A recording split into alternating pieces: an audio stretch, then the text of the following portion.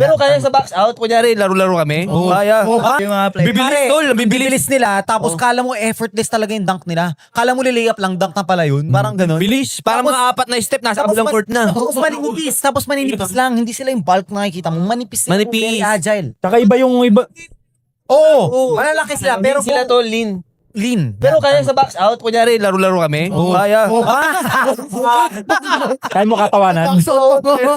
Pero yung crowd iba din. Kasi nung nag-cheer si Martney ng nakikipag fist bump sa kanya eh. Oo, may naging promo si Martin. Oo, kasi kakampi. Tuwa kay Martin doon. Tsaka hindi, trash talkan talaga po yung mga fans doon. Yung Boston na 5 sa likod namin, umalis eh.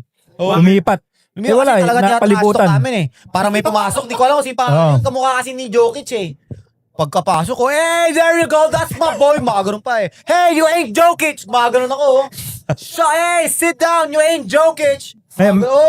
May BTS din si Paring Ev doon, lalabas mo yun yung mga reaction video. Pwede. Meron.